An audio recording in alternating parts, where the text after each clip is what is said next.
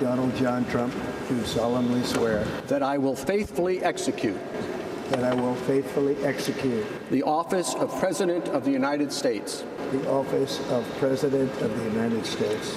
First at noon, with those words, President Donald Trump returns to the nation's highest office, only the second president in American history to serve twice non-consecutively. After taking the oath of office, President Trump wasted little time in getting to work with executive actions and celebrating the inauguration with supporters. Natalie Brand takes us to Washington, D.C. So help me God. Congratulations, Mr. President. Donald J. Trump took the oath as the nation's 47th president, then laid out his vision for a second term. The golden age of America begins right now. President Trump detailed his priorities during a 30-minute inaugural address. Today I will sign a series of historic executive orders. With these actions, we will begin the complete restoration of America and the revolution of common sense. Many of Trump's some 200 executive actions undo former President Biden's policies, who departed the Capitol after the peaceful transfer of power. Trump plans to sign some actions in front of supporters packed into Washington's Capital One Arena, topping the list declaring an emergency at the southern border. All illegal entry will immediately be halted, and we will begin the process of returning millions and millions of criminal aliens back to the places from which they came. He also talked about attacking inflation, declaring an energy emergency, and taking back the Panama Canal. And he described how he wants to be remembered when he leaves office. My proudest legacy will be that of a peacemaker and unifier. That's what I want to be, a peacemaker and a unifier. Do you feel like the country needs to be unified? Do you think there's still a lot of division? Oh, absolutely. I mean, there is division, but we can unify around the flag, unify around the Constitution. Many traveled from out of state to be here for this moment. We're huge supporters of Trump, and he's done a lot for us. And so this is the least I could do. While the move indoors because of the extreme cold brought changes to the day, a raucous campaign atmosphere filled the arena celebrating President Trump's return. Natalie Brand, CBS News, Washington. And a CBS News poll finds Donald Trump's return to office is being greeted with optimism and high expectations. CBS News Director of Elections and Surveys Anthony Salvanto has more on what Americans expect out of Mr. Trump's second term. There is majority optimism in the country about the next 4 years with Donald Trump as president. Now, put this in historical context, this 60%. CBS News poll's been tracking presidents for many, and look at how Trump compares a little more favorably than the last time he was inaugurated in 2017. A little more optimism there. But overall, you see that optimism for presidents, while still positive, isn't as high as it used to be before our hyper-partisan era. The other thing is what underpins that optimism. So much of it is about the economy. Take a look at this. People rate the economy now as majority bad, but they expect the economy in 2025 to be majority good. And those economic expectations are a big part of why Donald Trump won in the first place. So maybe not a surprise there. Specifically, look at how a big majority of Trump's voters and a lot of Americans overall expect his policies to get grocery prices to go down. And then overall, people, especially Donald Trump's voters, feeling like his policies will make them better off. So all about the economy there. I'm Anthony Salvanto with the CBS News Data Desk with this wrap-up. And just minutes before leaving office, President Biden pardoned 5 members of his family, 3 siblings, and 2 of their spouses. In a statement, Mr. Biden wrote he did it not because they did anything wrong, but because he feared political attacks from President Trump. Earlier, Mr. Biden pardoned Dr. Anthony Fauci, retired General Mark Milley, and members and staff of the January 6th committee who investigated the assault on Capitol Hill. President Trump is reportedly preparing to pardon people jailed for their roles in the Capitol insurrection, people he refers to as hostages. Today, of course, is also Martin Luther King Jr. Day, and people around the nation are honoring the civil rights icon with a day of service and giving. Our Dylan Ancheta joins us live from Kapiolani Park with a look at some of the festivities here at home. Hey, Dylan. Hey, Ashley, thank you so much. It is a rather lovely day here at Kapiolani Park. The weather is holding up, and there were some passing showers earlier, but essentially it all held up to come together for this Martin Luther King Jr. Day celebration. I'll step out of the way, and you can see some of the festivities that are happening at the Kapiolani Park bandstand. There's several hundred people here, all gathered to honor his legacy. Now, there was a parade earlier in the day, which started at Magic Island. It made its way through Waikiki and culminated here at Kapiolani Park. Now, there was a little bit of a mix-up with the planning and coordinators because on their website they mentioned that there was initially supposed to be vendors here. However, those vendors, for reasons out of their control, were no longer able to be a part of this. But as you can see, that did not stop people from coming out and honoring Dr. Martin Luther King Jr.'s legacy. We spoke to some people earlier today. Here's how they feel about his impact on the community. It's symbolism, what he stood for in terms of service, taking back, giving to one another, and just more importantly, loving on one another. We are here to celebrate the legacy of a great man, to honor diversity and respect and freedom and equality, all of those things we're here to celebrate today. And we have a very diverse group of everybody, all ages, races, ethnicity, everything. We are all one. Celebrating that diversity definitely is the highlight here at this celebration. I also did speak to one man on his thoughts about the inauguration and how today falls on the inauguration of President Trump, and he says he's cautiously optimistic about that, and overall it will be interesting to see how the next 4 years develop. And now back out here at the park, there are a number of performances that are taking place. Earlier we heard a slam poet deliver a very powerful poem. We also are seeing some dance groups now. So this will be going on for much of the rest of the day here. And if you are in the area, feel free to come on down. For now, we'll send things back into the studio live at Kapiolani Park. I'm Dylan Ancheta, Hawaii News Now. Thank you, Dylan. Sustainable Coastlines Hawaii is hosting its first large cleanup of the year. The MLK Jr. Day of Service cleanup is happening now until 2 p.m.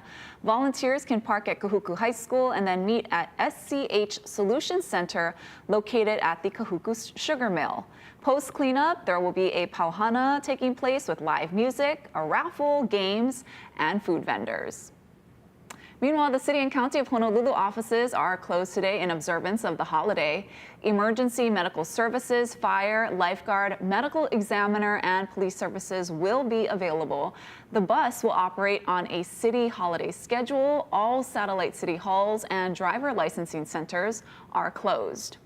And also in observance of the federal holiday, postal service facilities will be closed and there will be no regular mail deliveries today. Normal retail, delivery, and collection schedules will resume tomorrow. For a full list of holiday observances, you can visit the USPS website. Well, the search for the two teenagers who went missing from Keiki Beach continued at first light this morning. The efforts to find 18-year-old Joey Fujioka and 17-year-old Samantha Chun started Saturday morning after the pair didn't return home the evening before. Rescue crews have concentrated search efforts in the water. According to Honolulu Ocean Safety, a high surf warning was in effect when the teens disappeared.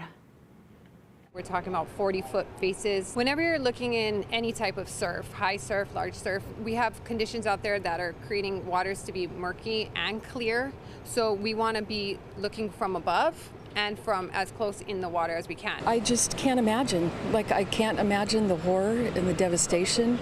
I have a 23-year-old and my life would be over without him. So it makes me sad, very sad. Officials tell us the teens' belongings were found on shore. Their car was also located nearby. Crime Stoppers says they were last seen on camera just before 10 p.m. Friday at a Mililani convenience store. We're going to keep you updated if there are any new developments throughout the day. The Honolulu Fire Department will honor the life and service of firefighter Jeffrey Fiala, who tragically passed away in the line of duty on January 6th while responding to a building fire in Mokulele. A final salute for Fiala will be held this Saturday at the HFD headquarters parking lot. The procession is scheduled to arrive at 10 a.m. with visitation beginning at 10:15. The service will start at 11:30, followed by Pass in Review. Then at 1:30, the final salute at South Street and Queen Street. A private burial will be held after. Parking is available at the Fosse Municipal Building. The ceremony will also be streamed live on Olelo. We still don't know when Mokulele Airlines will resume its routes since the company has offered no information, but we know federal officials are now looking into the operations of Mokulele after the air carrier stopped flying last week, impacting hundreds of passengers in rural areas like Molokai.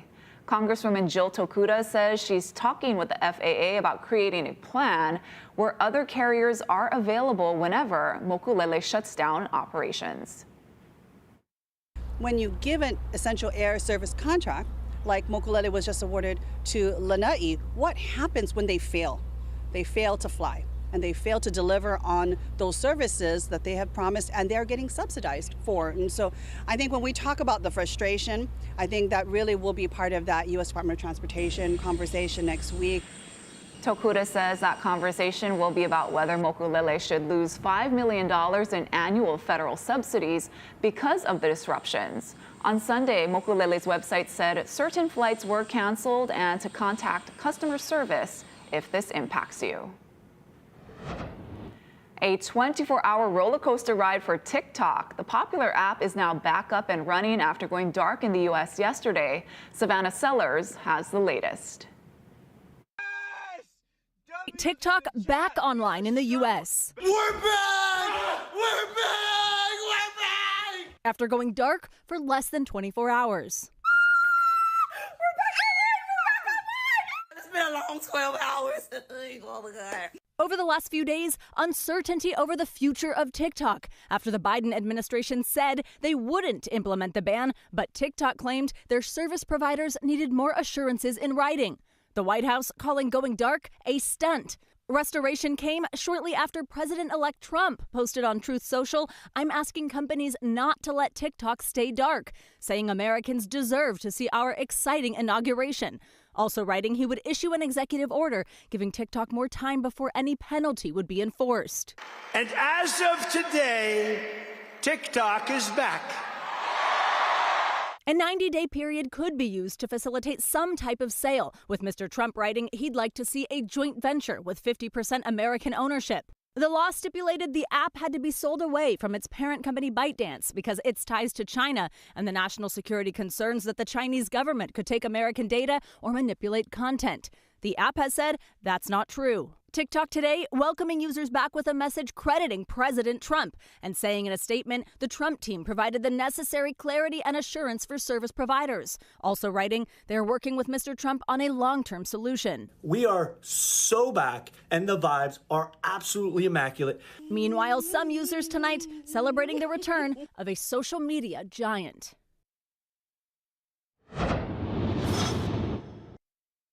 How's it on this Monday? We have fair skies today and tomorrow. And then on Wednesday, that front's going to drop in. We could see some heavy rainfall. We could see some thunderstorms. Again, that's Wednesday, Thursday. Not a sure thing, but be prepared for that possibility. Until then, though, things are going to be quite nice. We got lots of sunshine on tap today. High temperatures running into the low 80s. And those trade winds will be blowing at moderate speeds. Stronger westerly winds due by tomorrow. Thank you, Guy. Ahead on This Is Now, the first Israeli hostages are freed and reunited with their families under the ceasefire deal with Hamas. What they had to say about their 15 months in captivity. Plus, debris from Thursday's SpaceX Starship explosion is washing up on an island more than 1,000 miles from the launch pad, angering residents. We have that story in 2 minutes.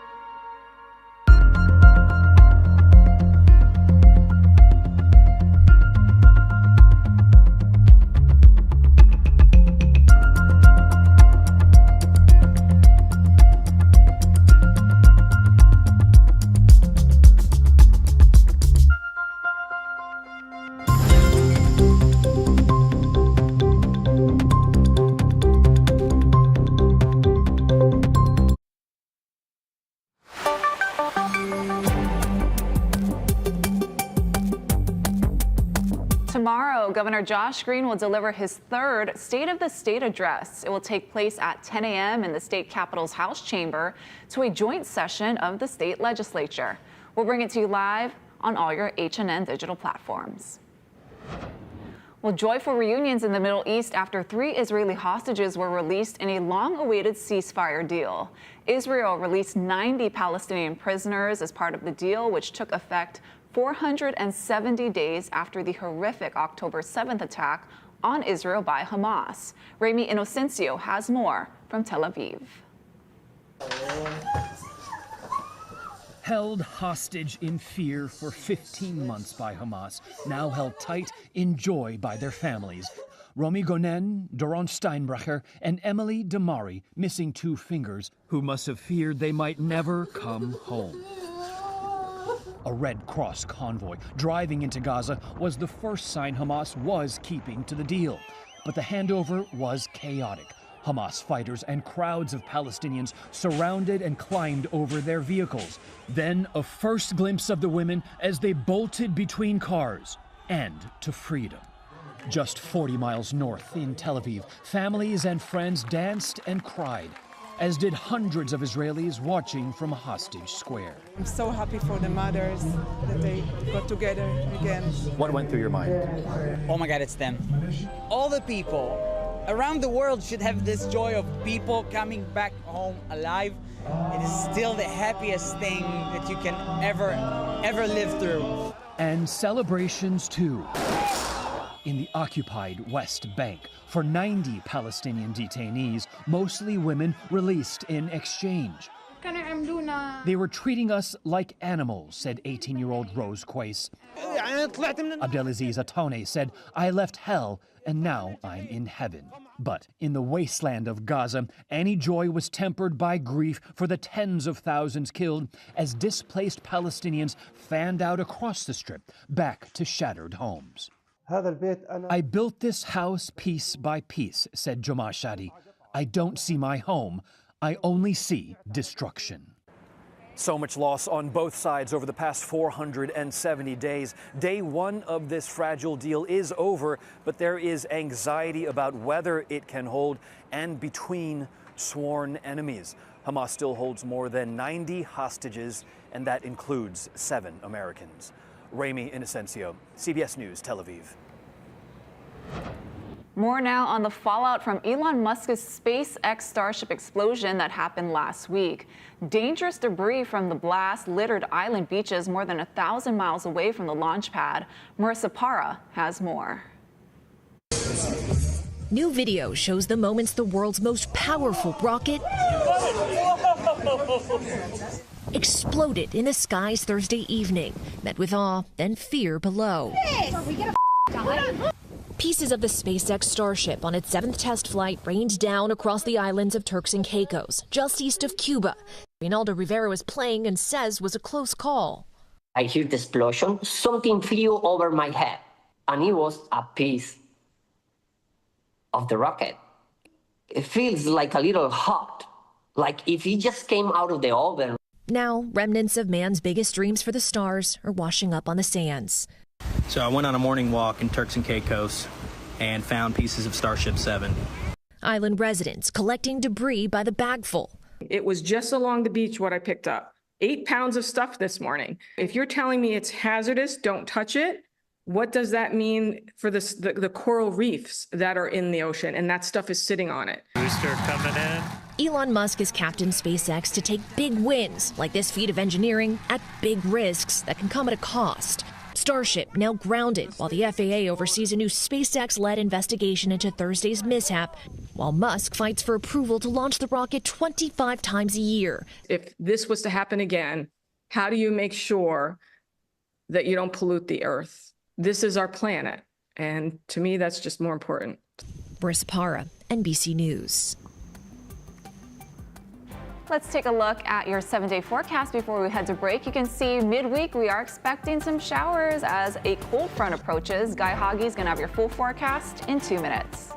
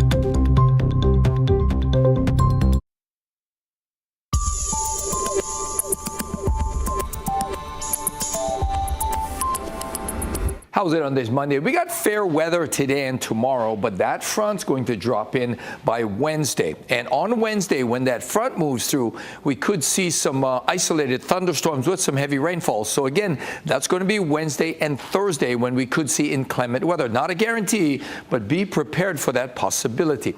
But for today, things are going to be quite nice. We're going to see lots of sunshine. The winds will run a little at moderate speeds at 10 to 20. Air quality is going to be good. Basically, it's going to be a gorgeous day today for Monday. And the surf is on the way down. We still have a high surf advisory posted, likely to be tossed out as the swell drops later this afternoon. And heads up, box jellyfish are swimming into South Shores for the next couple of days. So we got some calm weather, beautiful conditions today. And then as that front moves in, even though it's going to be fairly dry tomorrow, those winds will pick up ahead of the front. Westerlies due at 15 to 20. The winds are going to get even stronger on Wednesday. And that's when we expect that disturbance to drop in. We could get some heavy rainfall, maybe even some thunderstorms through Thursday. And then the winds go light, and then we'll see fewer showers as we head towards the weekend. Thanks, Guy. Still ahead, what a way to start your Monday. The adorable video you need to see from the San Antonio Zoo in 2 minutes.